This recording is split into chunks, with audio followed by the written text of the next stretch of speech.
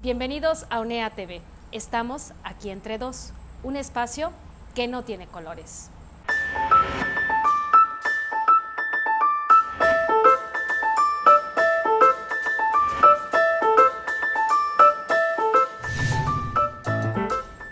Juan Manuel Vázquez Barajas, consejero del organismo público local electoral. Sandra, buenas tardes. Un gusto estar contigo en esta ocasión. La elección en sí es una elección compleja, de entrada porque es compleja, porque es la primera vez que se usa el modelo que se define en 2014. Es una elección donde se va a aprobar el nuevo sistema de distribución de competencias. Esto es, una parte la hace el INE y otra parte la hace el nuevo OPLE Veracruz. El nuevo OPLE Veracruz se instala el 4 de septiembre del año pasado. Apenas llevamos cerca de 7 meses operando. Es compleja, por un lado, porque hay un hueco institucional, esto es, hay en septiembre a llegar y construir una nueva organización electoral, un nuevo instituto que tenía que partir de lo que ya existía, pero al mismo tiempo teníamos que adaptarle lo que nos obligó la reforma 2014. Son novatos. Son novatos los procedimientos, son novatos lo que hay que hacer, porque esto que hay que hacerlo ahora con el INE, por ejemplo. Podría ponerte un ejemplo: ubicación de casillas, instalación e integración. Lo hace el INE. Antes lo hacía el OPLE Veracruz. Ahora esa tarea de capacitación ciudadana la hace el INE. Nosotros solo tenemos incidencia en ese tema para la recolección de los paquetes electorales, que vamos a hacer el cómputo el día de la jornada electoral. Esta parte orgánica hace que este cambio orgánico lo tengamos que hacer una vez iniciado el proceso electoral. Recordemos que la ley electoral del Estado se publica el 1 de julio de 2015, y hay una sentencia de la Suprema Corte que deroga varios artículos apenas en noviembre de 2015, y los reglamentos que sacamos en diciembre de 2015. Y hay un segundo elemento: hay una crisis institucional, una crisis fuertísima del Estado como institución en Veracruz, que hace que la exigencia al propio órgano sea mayor. Ya, no los quieren. El organismo público local electoral de Veracruz, el OPLE, es muy joven y ya tiene muchos cuestionamientos de corrupción. Mira, la palabra corrupción es una palabra fuerte. Yo no la comparto. Siempre me he regido con principios de honestidad, de transparencia, de ser lo más ciudadano posible en un ejercicio de la función pública. En mis casi 20 años de servicio de la función electoral en México, nunca he estado, por ejemplo, yo inmiscuido en un tema de corrupción, nunca he estado en un proceso de licitación mismo, como tampoco lo estoy en el OPLE Veracruz, como tampoco lo está ningún consejero.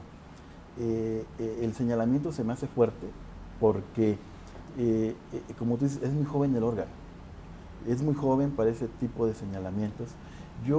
Mi impresión que me da es que se ha tomado al OPLE como un objeto de una estrategia política electoral de algunos partidos, y eso ha lesionado la imagen del OPLE, que apenas lleva 7 meses, en forma, yo diría, un poco violenta.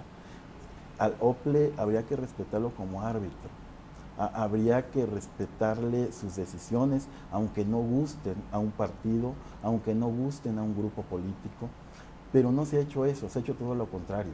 Cada que una decisión no gusta, al grupo que no le gusta, viene un ataque sistemático contra uno o contra todo el OPLE. ¿Ya tienen el presupuesto completo o reciben abonos chiquitos de la Secretaría de Finanzas y Planeación? El OPLE no tiene su presupuesto completo como debiese de operar en forma ordinaria. Estamos hablando que de diciembre a marzo de 2016, esto es el primer trimestre más diciembre, pues el pasivo que nos debe Finanzas llega a la cantidad de 152 millones.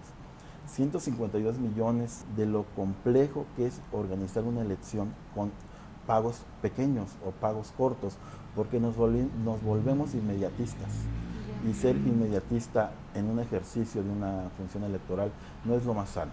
En este escenario de descrédito y de falta de recursos suficientes, ¿es difícil ser el árbitro de la contienda?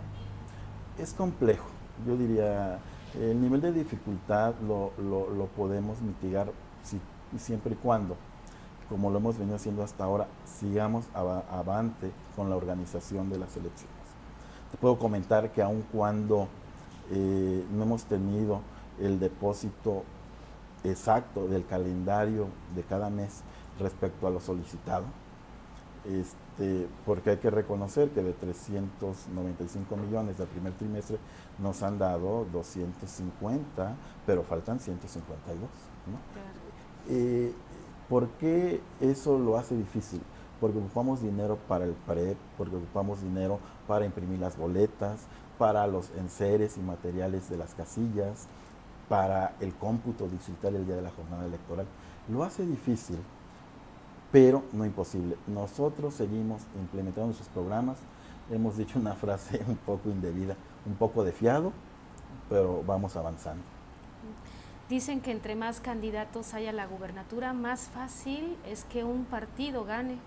Que si hay partidos que tienen derecho a poner candidatos y hay ciudadanos que tienen derecho a ser candidatos independientes y si acreditan haber cumplido con los requisitos, lo prudente es otorgarles el registro a los de los partidos y a los independientes. La autoridad no debe pensar si ello divide el voto o si ello afecta un proceso o impide que algún grupo acceda al poder. Creo que la autoridad electoral, como es nuestro caso, si hay un candidato independiente o de algún partido que cumple los requisitos, la autoridad debe otorgar el registro en forma técnica. No debemos irnos al lado político, porque irnos a una valoración política sobre la necesidad de que haya o no un candidato adicional, sea de partido o no, nos lleva a colocarnos como una visión política. Y la autoridad debe ser técnica, y nuestra visión técnica es la que debe imperar sobre una perspectiva política. Usted es consejero. ¿Qué tan difícil es manipular una elección, los resultados de una elección? El modelo mexicano es un modelo electoral que lleva aproximadamente 30 años afinándose. Es un modelo que trae diversas medidas de seguridad, por decir, desde el hecho de que quienes integran las casillas sean elegidos por insaculación que en este caso no hace el OPLE, que hace el INE en forma directa. El INE es quien capacita a las personas que van a integrar las mesas directivas de casilla. Aunado a ello, hay mecanismos de representación. Todos los partidos están representados en las mesas de casilla y también donde se cuentan los votos. Entonces hay un nivel de supervisión muy fuerte. Adicional, hay que pensar que la boleta electoral como tal trae mecanismos de seguridad. ¿A usted han intentado presionarlo, intimidarlo? Mira, no ha habido hasta hoy una sola llamada o un solo tema complejo en el que se me pida cómo votar o en el que se me pida que apoye determinada decisión. Sí te puedo decir las consecuencias de mis votos. Esas sí las he tenido y las he tenido muy fuertes. Presiones y agresiones en la propia mesa del Consejo sí las he tenido. He tenido 5 votos muy polémicos, he votado diferente a mis compañeros y eso me ha colocado, dirían algunos en la prensa, como un poco el consejero incómodo en el Consejo General. En 2 ocasiones voté contra el secretario ejecutivo, en alguna ocasión voté por dar el registro a una asociación política, ahora voto por el candidato independiente porque tengo duda de un proceso técnico que le puede estar excluyendo firmas. Y ante esa duda, yo debo proteger los derechos de las personas. Usted es famoso precisamente por un video. ¿Lo chamaquearon o lo agarraron con las manos en la masa? Yo creo que honestamente puedo hablar de frente a los veracruzanos, a las veracruzanas, y decir que lo mismo que muestra el video es lo mismo que yo dije en la sesión pública. Podría yo decir que no existió ningún manoseo de las cifras, simplemente yo pedí un engrose técnico el día de la sesión Ese mismo día se inició el engrose técnico en la madrugada. Al otro día, en una reunión de trabajo, yo explicaba lo mismo que dije en la mesa de consejo, yo explicaba los números de cómo se había construido el dictamen para darle o negarle el registro a Juan Buenotorio. Cuando yo hago mi ejercicio es muy simple.